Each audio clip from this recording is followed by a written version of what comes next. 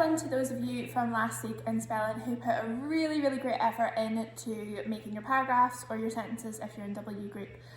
Really good. There was some that were just absolutely amazing, it blew me away, and I could definitely see that you had listened to what I said last week and improved the quality, so thank you for doing that and well done. So I'll put the thing up now that tells you what time to skip to for your spelling group for this week.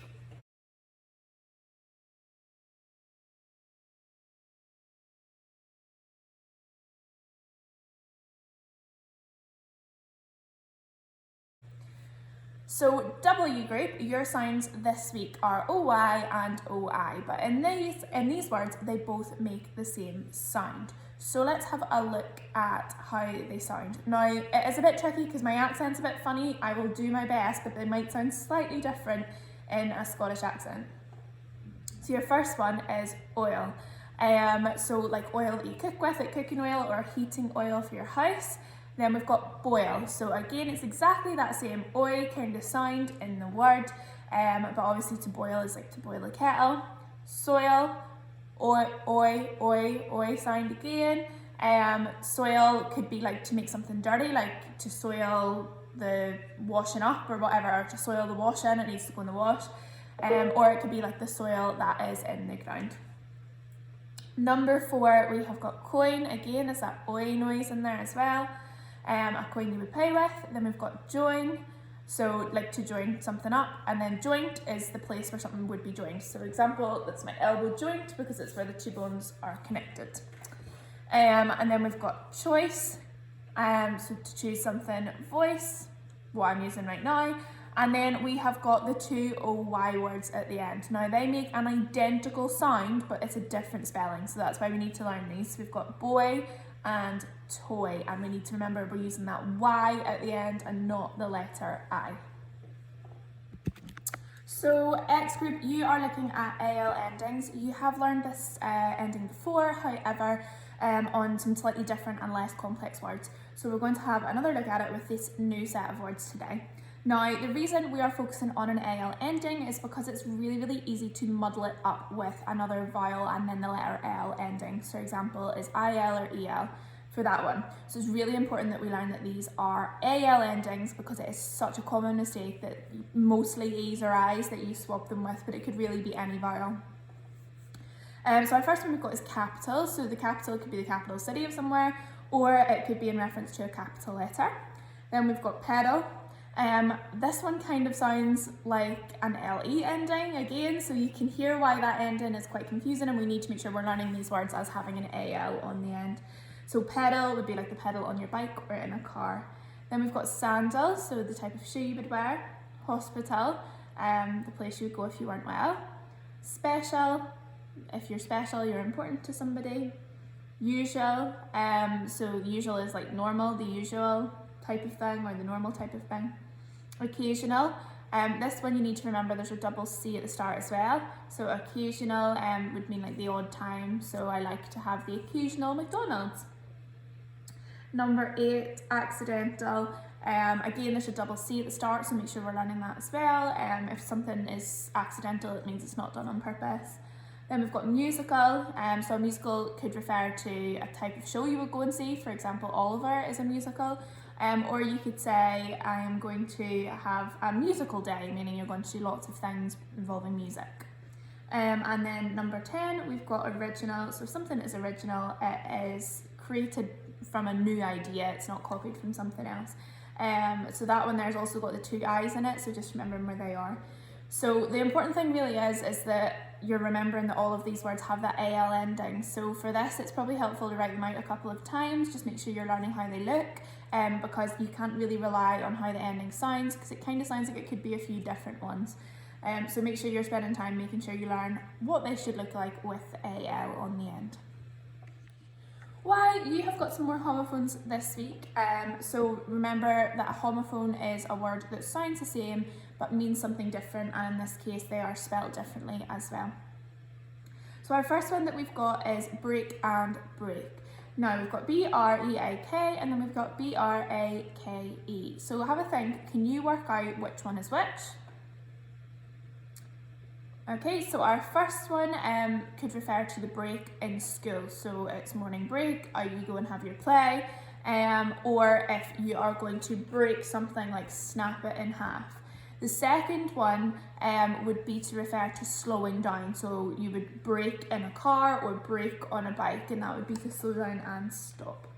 So our next pair of homophones is through and through. So have a pause, see if you can work out which one's which. Okay, so the first one is the past tense of the verb to throw. So you're going to throw the ball over there. I threw the ball over there, so to chuck something. Our second one, through, T-H-R-O-U-G-H, is to go through something. So I'm going to go through the classroom to get to the back door. I'm going to go through the house to get out into the garden. So it's to actually physically go through something.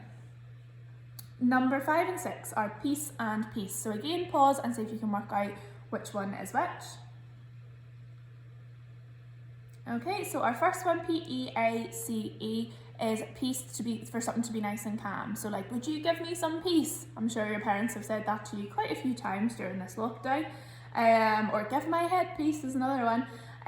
Or you could say, I want there to be peace in the world, meaning things are calm and relaxed and everybody's getting on. Our second one, P-I-E-C-E, is when you take a piece of something. So for example, a piece of pizza or a piece of cake. Number 7 and 8, allowed and allowed. So again, pause and see if you can work those out. So our first one, A-L-L-O-W-E-D, is if something is allowed to happen. So I asked the teacher if I was allowed to bring my dog to school, meaning would she give me permission? So did the teacher allow you to? I was not allowed to bring my dog to school. And then number 8, we've got allowed. So this is referring to A-L-O-U-D, and it's to speak aloud. So you could either think something in your head or you could say it aloud, okay, meaning everybody can hear you. And then 9 and 10, we've got waste and waste. So just like the rest, have a pause and see if you can work it out. Okie doke, so we have got waste, W-A-S-T-E, so that is rubbish. That's another way of saying rubbish.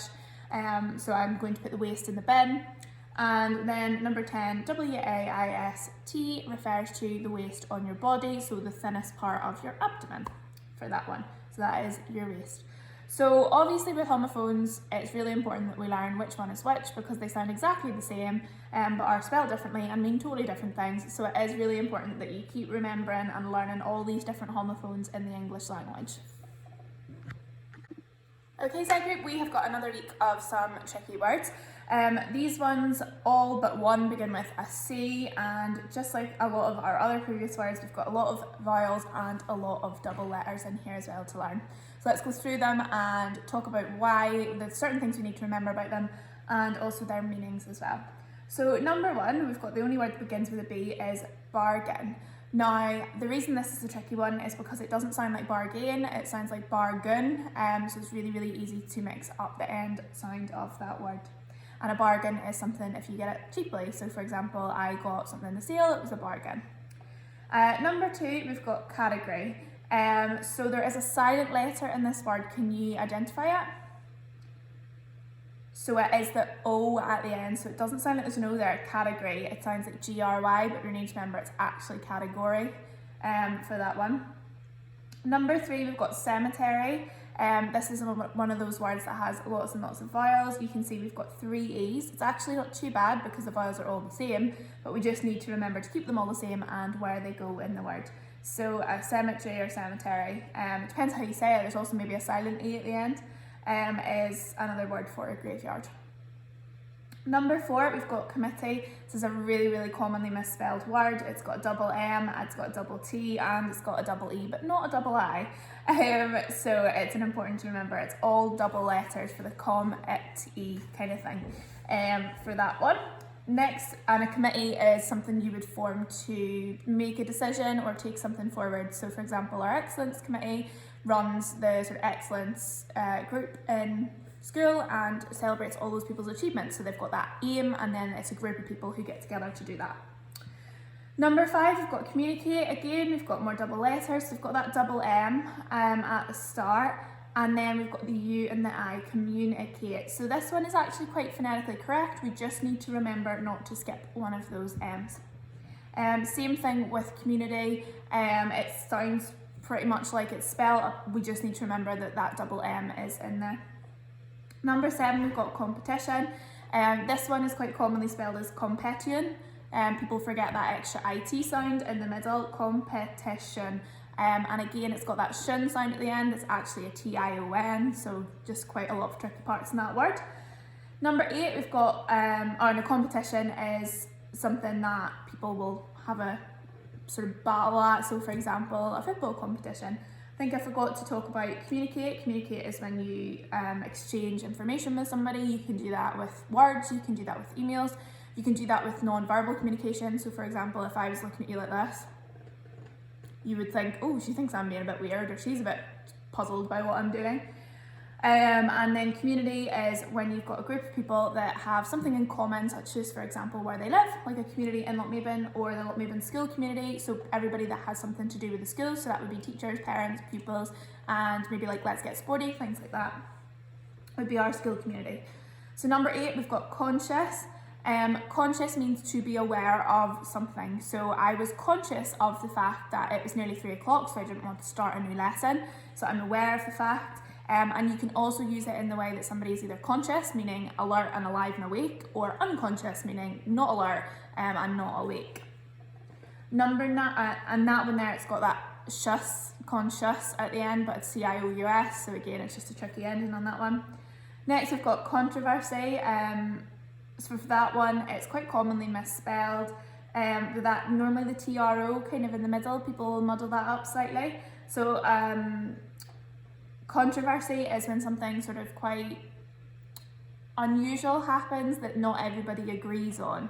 So you could say that there was a controversy about putting people on the furlough scheme, for example. Some people agreed and some people didn't at the time. Number 10, we've got convenience.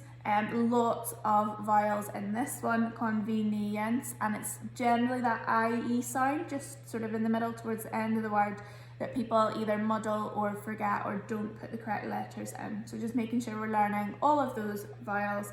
And convenience is when something is easy to access. So a convenience store would be like, for example, the little shop in Lochmaben. It's a convenience store because it's nearby, but it might not have everything that you need. So another week of tricky words. Hopefully you will do not too bad with learning those. Just remember to be really looking at those vowels and the double letters and any kind of odd sounds within those words when you're learning them.